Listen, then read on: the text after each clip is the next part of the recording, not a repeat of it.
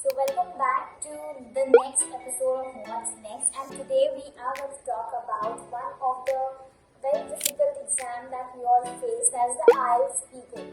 I completely believe that it is not that difficult as much as it has been exaggerated in the past, because it's one of the fun experience that I had amidst COVID, right? So when I gave my speaking, there was quite a few number of COVID cases in and around me. But yet, speaking to a stranger, you feel so much relaxed, and I actually felt happy that day that I could have spoken to someone whom I didn't know, and amidst all the things that was going around me, lockdowns, shutdowns, and a hell lot of things that was happening in the society, I did speak to someone whom I didn't know, and I really felt happy about it. And I'm going to share you my experience, but before that, if you haven't liked, shared, and subscribed to my channel, please do that. It will really motivate me to get you more informative. A few moments later. So, starting with the first thing first, that is IELTS. So, if you are aspiring to study in countries like Australia, New Zealand, UK, Canada, and Ireland, then IELTS is a perfect platform. You can study, work, and apply for immigration using this exam called IELTS. Now, thinking about how to prepare and what to prepare, I'll tell you, IELTS basically tests your English speaking skills, writing skills, reading skills, and listening skills. So, when it comes to IELTS, the first thing that IELTS really look forward to is how well you can speak, right? So basically, IELTS has a band marking. It does not have any particular kind of marking. Rather, it's an overall marking that's done. And the band starts with 1 to 9. Okay, and the best mark is considered to be beyond 7, 7.5, 8, and 9 is a superb mark. That's a perfect score that you can fetch for yourself. So, generally your IELTS happens in two kind of exams. First is academic, which is only for your study, right? If you want to study in any of the mentioned countries, then you can of course apply for IELTS academics. But if you want to work or you're applying for an immigration visa, then you need to apply for the IELTS general trail. However, there are two different kinds of exams that you can give. One is the pen-based and other is the computer-based. Okay. So in pen-based, what is the advantage over pen-based and computer-based? Now look, the kind of questions are completely same. Okay. The level of questions are also same. So there is no difference in the level of question. There is no difference in the type of question that is asked. The only difference is the city. So if you are applying for a computer-delivered test or computer-based test, the CBT, then you need to apply for the cities that is in and around you. It so happens that there are multiple cities which do not provide computer-based tests. So you need to look forward to nearer cities. Okay, but all major cities in India do have CBT, that is computer-based test. Now coming down to pen-delivered test or the pen-based test or pen and paper-based test, the best part about it, it is widely available in almost all the cities across India. So if you are looking forward to apply for a pen and paper-based test, it is quite simple, it is easy. Even I myself have given a paper and a pen-based exam for IELTS. The timing is same, it takes around 3 to 4 hours, and it is not very difficult. It's really simple. The only thing is you get your results after 15 days, while in CBT you just get it in 2 to 3 days. So if you are looking forward to stay comfortable at your hometown and apply, then go ahead with pen and paper based test. It's not difficult. But if you are willing to travel and go and give computer delivered test, then you can do so. There is no doubt, there is no harm in any of the things. Right? Now, moving ahead to another aspect, that what does IELTS question on? IELTS question on 4 major things. First is the listening, reading, writing, and speaking. Okay? The speaking test is held a day before the remaining 3. Right? Suppose your IELTS exam is on 27th of August, then your speaking test will be on 26th of August. Right? So basically, the reading section and the writing section has multiple subparts, and thereby you are given 60 minutes. In writing, you get 2 writing sections, while in reading, you have a couple of them. So you get 60 minutes each. Then comes your listening. For listening, you get around 30 to 40 minutes. reading, listening and writing is the major part that we are going to discuss in today's video, that is speaking. Now when it comes to speaking, you are speaking with a person just in front of you, right? Since COVID they have done it virtually, you are doing it virtually, but you need to go to the test center to give the speaking test. So in speaking skills, they do question you a lot of things. But before that, let me tell you, it is just a matter of 10 to 15 minutes. Just calm down, relax. There is nothing to be nervous, because I've seen people, when it comes to interviews, when it comes to public speaking, when it comes to speaking with people in front, they are quite nervous. And this nervousness leads them to make mistakes. And when they make mistakes, it so happens that they tend to say wrong things, they use the wrong word, the grammar is wrong, there is wrong vocabulary, everything becomes wrong. So ultimately what affects is your score. So try not doing that, right? So first of all, relax. That is the best tip that you can help yourself with, right? So now, in the speaking skill, there are three things that they question. One is introduction. They'll tell you that, okay, this is part 1. Let me get to know you better, right? In the interview, only the interview will say, sorry, not in the interview, what did I say? During the speaking test, they'll tell you that, okay, this is the part 1 of the speaking, so let's get to know you better. They'll frame the questions like, do you work or you go to school? And how's your workplace? What is your favorite hobby? What are your interests? These kind of questions will be framed. And you need to make it a little elaborate. You need to make it narrative. Like suppose the question is, do you work or do you study? If I say that I work in a edtech as a sales manager and I am currently willing to study, right? If I say something like this is very abrupt. So what are you going to say when you are asked, do you work or you study? It's very simple.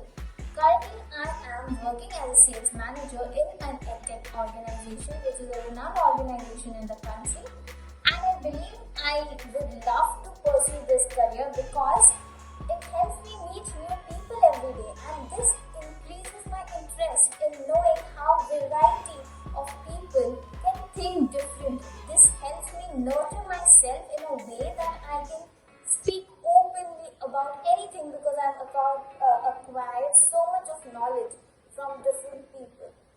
Now, if you notice, when I said acquired, I was in a hurry, right? So for which I had to say the word twice.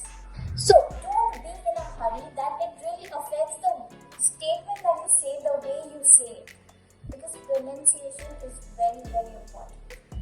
How you say, the pace is very, very important. So maintain a very steady pace, right? This is the first one. Now suppose you're asking me that, okay, so do you study or do you work? What am I supposed to say? I'm supposed to say I currently work as a sales manager in an edtech company, which is a renowned company in my country. And I believe that I love working here because the ambience of the organization, the work ethics of the people, and the way they help each other is too good.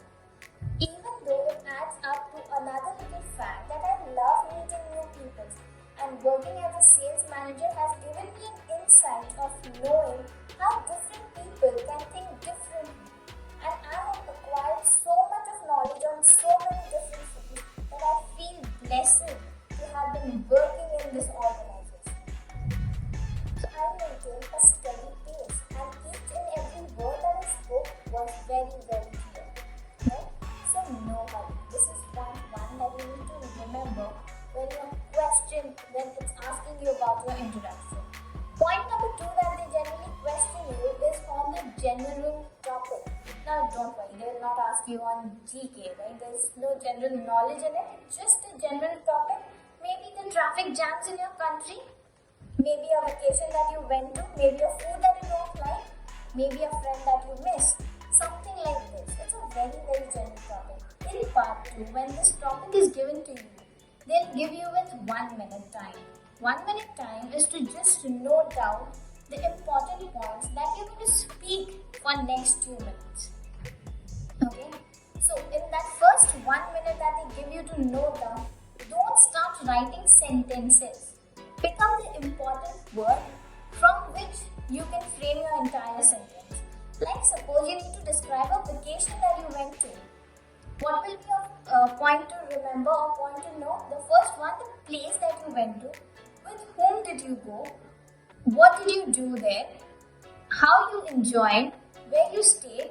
And would you like to go back there again or not? So suppose I went to Goa. I went in with my mother and father, went with my parents. So I just note down Goa with parents. I stayed in Morgan Beach and I really loved there the surfing, rafting, skydiving, and everything, every adventure.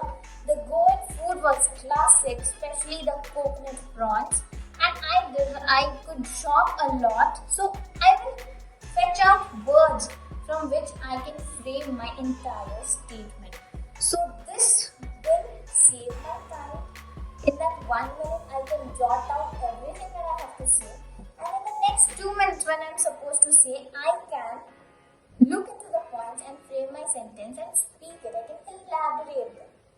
But suppose I'm writing a statement that I went to Goa, I went it along with my parents.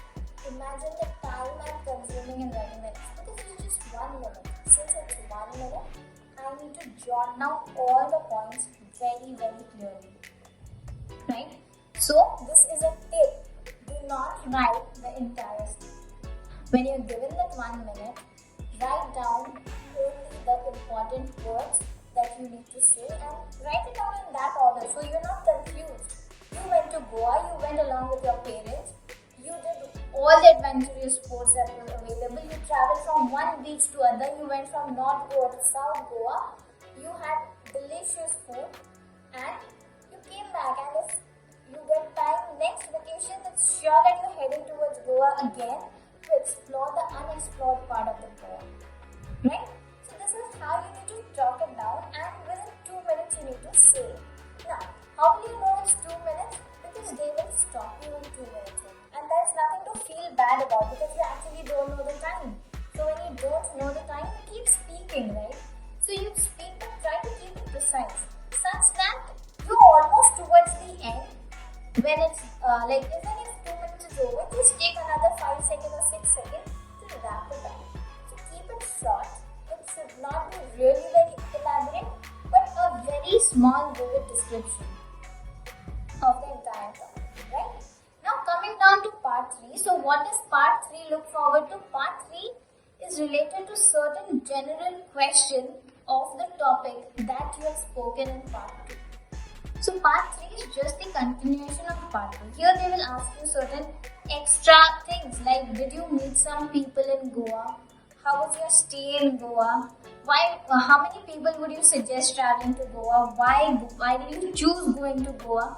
So these all kind of questions can be framed, right?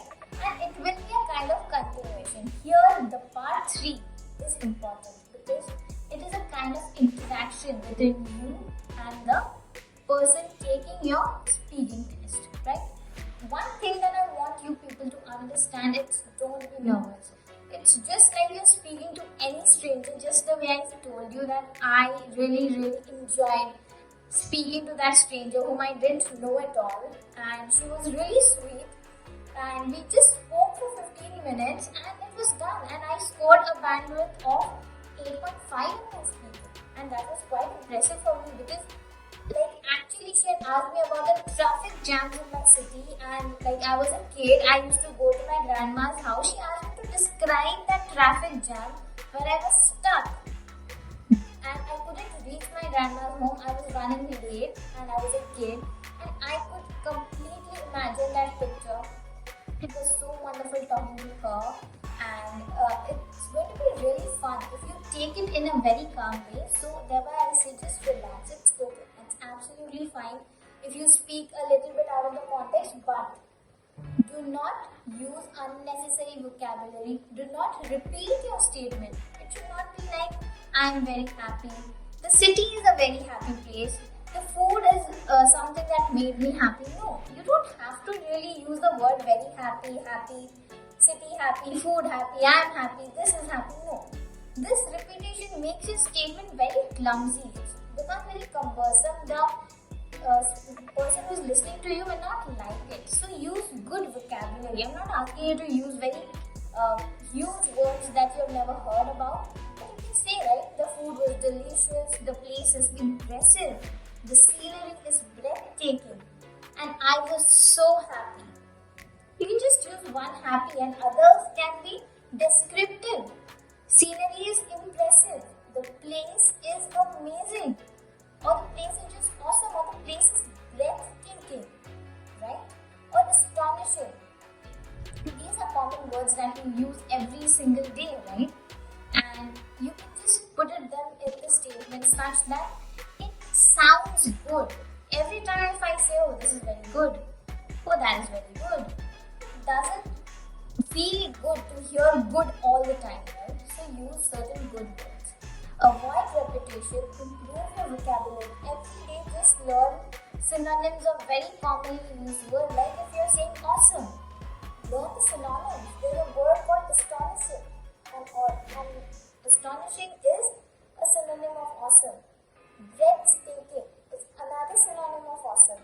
So just learn the synonym of the common words that you use. And it is really going to be helpful. And it is no rocket science again. So it's really, really fun when you speak and when you let others hear you. So one thing that you can do, which I personally think is very, very helpful and which generally people miss out on, is speaking to someone before the exam, right? Before the speaking exam. In my house, I have many people who I can speak to. So if you have someone in your friends, relatives, or in your family, just go, ask them for 5 minutes time and just speak with them in English. Make sure each and every word that you use is English. You don't move out of that because that might create a chaos later on. So speak. Else. If no one is willing to hear you, they are like, why should we hear your English? You do your work. So that's fine. Go take a recorder, record yourself, and just hear what you say. You can take a very simple topic like how many times do I use my phone in a day? What are the apps that I use in a day, right? Instagram, the best app that you've been all using across the globe. So you can open it up and you can hear that, right? Even you asked question on your city, so do a little research on your city, like your favorite food. Like if you're from Bombay, you can talk about vada pav. If you're from Goa, then Goan curry. If you're from any other state, may that be Hyderabad, and biryani. There are a lot of things. If Delhi, chole bhature, and momos. We have everything. We have different food in different part of the country. So you learn about the culture. Read a little bit. You really don't have to memorize anything. It's going to be really bad if you memorize and go and say it, because the person hearing you can figure it out that you have just mugged up everything. So don't do that. Be a little expressive in your tone, be a little happy, because you're just normally speaking. It's absolutely fine. And if you speak happily, your chances of getting a higher band is more, right? Because of the expressions that you have put forward, because of the way you have spoken, right? So at the end, what I would like to say is the 4 parameters on which you are examined. First is the fluency, okay. Second is the vocabulary. Third is the grammar. And fourth one, very important, how you have narrated. So it should have a systematic way. It shouldn't be that I went to school, then I'm saying I was born on this day. No, I was born before, then I went to school. So maintain that order, one after the other, okay. It should not be that I sat on a bus and I'm traveling where I don't know. I reach there, then I say, okay, I have come to Goa. No, I have been traveling to Goa on bus. By bus, I have been going there. So I should have that pattern. I should have that structure, right? So I think this video will be really, really helpful. I've given you an overall outlay on what are the things that you need to keep in mind. So basically, there are 3 parts. First is the introduction part, second is the general topic, and the final one is questions related to that general topic. There is nothing to fear, there is nothing to worry, just speak happily. Avoid repetition of sentences, use good vocabulary, speak fluently. And how can you improve your fluency? You can of course improve your fluency by speaking to anyone that you get, okay, any stranger, anyone that you want to, or you can improve your fluency by recording your voice, hearing it and correcting the things that you made mistakes on, right? So these are the 3 things that you can do for yourself to understand the fluency. Last but not the least, make sure to relax, smile, and speak steadily. Don't rush with things. It's okay. Take your time. Okay? If she is running or he is running out of time, the one who's listening to you, they'll stop you. It's okay. But you maintain a steady flow. I hope this video helps. I'll see you next time. And until then, keep showering lots of love on the video. Give it a like, share, and please turn on the notification icon so you get notified every time I upload a video. I'll see you next time with another interesting topic. And until then, thank you. Bye-bye. Take care.